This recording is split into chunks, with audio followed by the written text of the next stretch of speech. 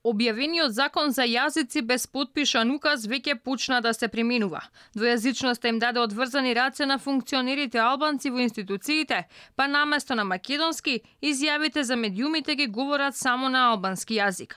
Пратеникот на ДУИ Еју Палими, кој воедно е и координатор на пратеничката група на партијата, денеска на пресконференција говореше само на албански јазик.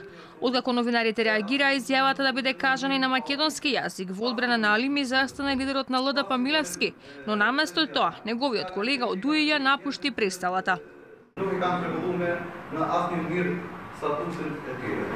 Нема да говорите на македонски?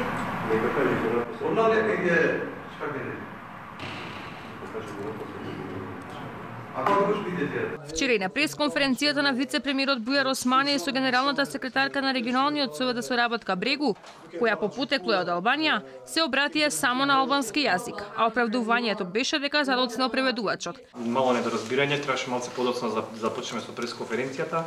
Преведувачот само што дојде и фактички пропуштивме можност да го преведеме ова. Јас ќе се обидам сега некако да го решиме овој проблем.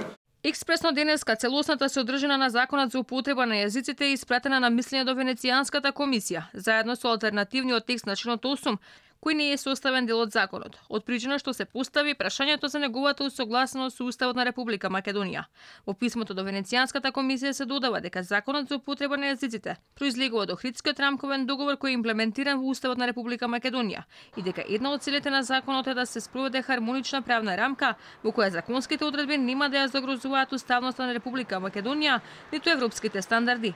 Со испраќањето на законот во Венецијанската комисија, владата денеска побрза да го исправи Османи, кој вчера во изјава кажа дека законот нема да биде испратен на верификација во комисијата, додека македонски представник е професорката по уставно право Тања Каракамишева.